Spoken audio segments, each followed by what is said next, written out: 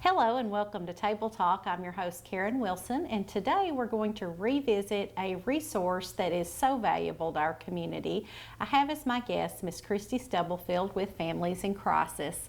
Oh, Welcome to the show, Christy. Thank you. You have been here a few times. I have. And as we talked before we started, October is Domestic Violence Awareness Month. It is. And we're going to talk a little bit about that. And then it's always good to remind our community about the resources they have available to them.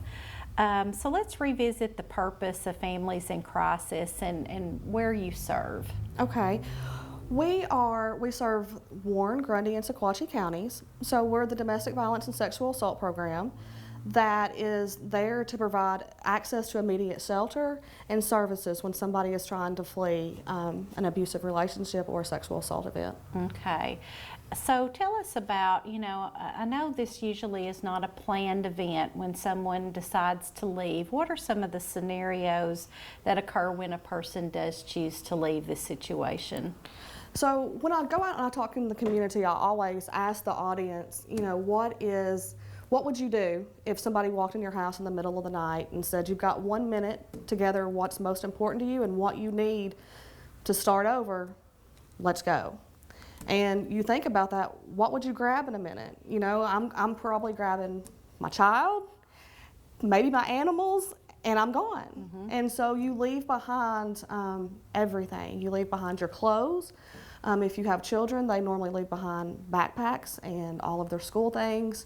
You leave behind everything, your documents, your purse, your money, your medication, everything that you use on a daily basis you leave behind. Mm-hmm. That's true. It's almost kind of a fire drill type situation. It is. You're just grabbing what is most valuable to you, which is your loved ones, Yes. and fleeing with those Yes. usually. So that kind of brings us, I guess, to what services you provide, because all of these things are still sitting back at a home probably Right. that they do not want to return to. So how do you assist with that? So when they come into shelter, we meet them where they are and just start trying to figure out what they're coming from and what they need to move forward. Sometimes it starts as simple as I need contact solution for the night to get my contacts out and a ponytail holder to pull my hair back and just lay down. Mm-hmm. So we start providing clothing, access to food, if they have any medications that they've left behind that they cannot do without. We start trying to get all of those things. We give everybody that comes in a die-down period to kind of just Maybe grasp, decompress. yes, decompress, grasp what's going on, make sure that everybody is safe before they enter back into the community or children go back to school. We change bus routes, things like that. And then we start planning for the future. And so it may be, what documents do you have? If they're fleeing from Grundy or Sequatchie County and we're going to change school systems, mm-hmm. you need documents for that. And so do you have Social Security cards? Do you have SHOT records? Do you have birth certificates, driver's license, any type of ID? And we start with those types of things and we start getting those. Most of our people, most of the survivors that we serve come to us unemployed because of the power and control. They've not been allowed to go out and get a job. If they have gotten a job, they are calculated miles to and from work, when they get to work, when they come home, and it becomes way too much, and so they end up having to quit the job, mm-hmm. or something happens at work and they lose the job. And so most of them are unemployed, so we start looking for jobs. If you've ever been a single mother in this rural area that we cover, it's very hard to find a job when your children are at school first shift. Right, and then having to be sometimes back off in time to pick them up or Right. organize extended care. Organized extended care. There is only one child care facility in this county that offers child care on Saturday. Nobody offers it on Sunday. And so if you are required to work weekends and the only person to help you with your children are their abusive father and your abusive spouse, you're kind of stuck. Right, and these types of people, I don't want, that's probably not the best way to term it, but someone in this situation, if they're coming to a shelter, probably does not have an abundance of resources as far as family and friends to help out in those situations. Is that correct? They all have family and friends, but a lot of those are distant now because of the abuse. Oh, okay. A lot of family and friends, you know, as when you see somebody that you love in this type of relationship, you try to help. And sometimes you can't always. And we don't always understand why they are staying. And so family and friends often will remove themselves from that family. They will often burn bridges because they haven't left their perpetrator, and their perpetrator or the abusive spouse will oftentimes keep them from their family. And so they, you know, they do have family and they do have friends, and once they've been in shelter and those relationships are reconnected, that all changes. But yes, in the immediate crisis and in the beginning, no, they have no one to turn to. That's something, very valid points I didn't think about. A lot of times the abuser likes to sever those relationships Most for all the time. control issues and Yes. and things like that, and to keep them kind of clinging to that abusive situation. It makes it where they can't leave, or they Yes. think that they cannot leave. Yes, but you're a great resource for that, to say, no, you can leave and we will help you reestablish those We will. connections. So you've got them the documentation. What about housing and things like that after they've kind of been in the home or back in the abusive, out of the abusive situation and into your home a little bit more? So, you know, everybody always asks me, and I just want the public to know this, and I definitely want to touch on this, what our time limit is. When I started almost 11 years ago at Families in Crisis, we were supposed to get someone in and out of shelter in 2 weeks. Okay, that's not feasible, and that's not possible, especially when you think of the barriers, the child care barriers, the employment barriers.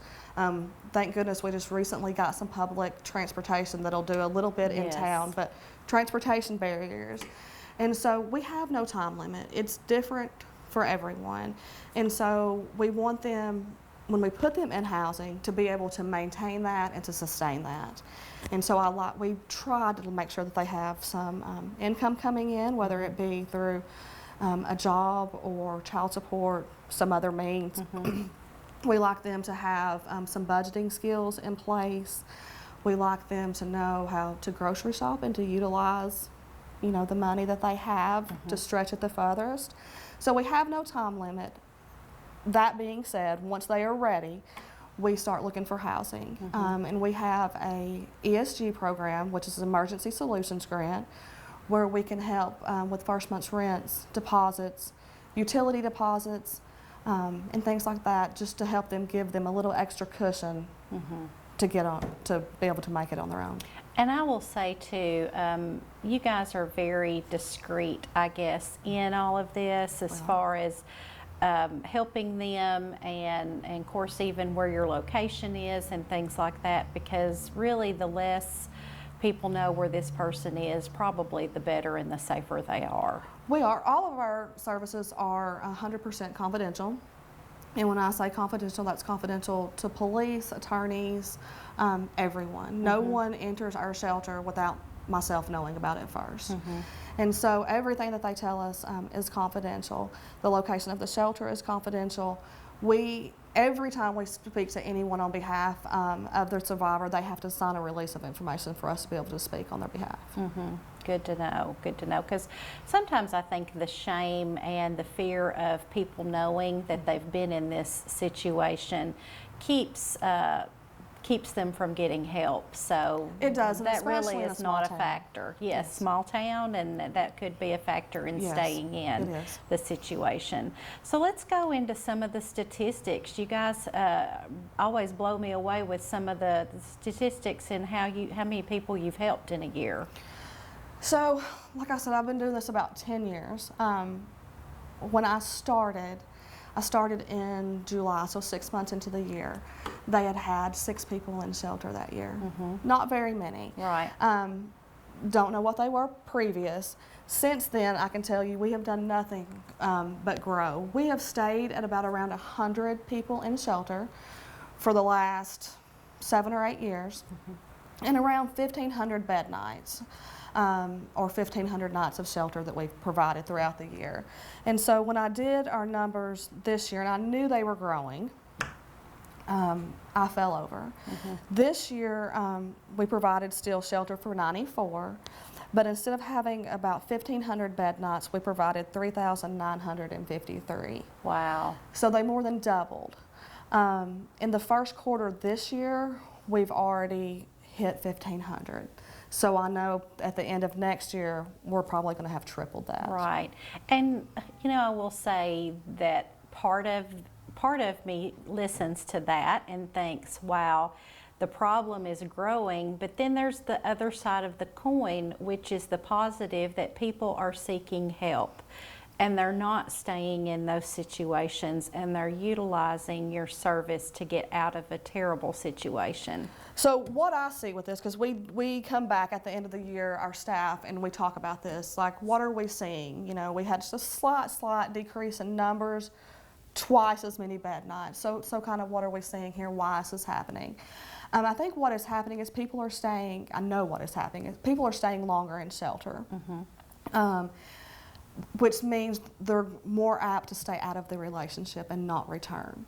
And Right. so the success that we're seeing is great. When you can still see a client 3 and 4 years down the road and they're still in that same place that you put them with their children, everybody's growing and doing well, it's a blessing. And so bed nights are growing, but there are a lack of other community resources. And so we're having to allow people to stay a little bit longer. To me, that's fine though, if that means that they're going to continue to be stable. Right. Well, and I would think that would be a trend that's only going to increase. You have people moving in to our area from all over the place. They have less resources that live here in McMinnville, so it's going to take them a little longer to get on their feet, probably. It does. The average wait for public housing here is 6 months. And so, and you can imagine that a lot of our clients have to go into rent-assisted units. And so with a 6 months waiting list, you don't really have any options. Yeah, but they do have options They thanks do. to you all. They do. So let's, sounds like a lot of resources it takes to run a shelter. How can people help? There are a lot of different ways and a lot of different levels that people can help out. Some people really want to be hands-on. Some people just want to donate, and we have needs for both. I have needs for people to come in and volunteer and help go through donations. We accept any household items, any clothing, anything that you use on a daily basis. Contact solution, ponytail holders, makeup, fingernail polish remover, Shampoo, conditioner, feminine products, all of those types of things, Tylenol, sinus medicine, Yes. all of those types of things we take as donation. Another thing that those volunteers can help us do, and another way that those items help families in crisis, is we're about 75% grant funded. And most of our grants are match grants, which if I get $50,000, I have to match it $50,000, $25,000, just depending on what the match is. And so all of those donations that come in, we put a value on, and we're able to match those grants as well. Yes. So that's something that a lot of people don't know about. So not only are you helping the survivors that we are helping, you're helping us be able to continue to get grant money as well. Because you would not have the ability to come up with that except through donations. Except and through things. donations, and also we can count volunteer donated hours. Okay. If somebody provides a service, be it a haircut or a dentist provides a service, an attorney provides a service, those can also be counted as in-kind donations. So those are ways also that people can help if they have a professional business or a professional license or something like that. They can reach out to us and help in those ways. We are always needing people to volunteer to be babysitters.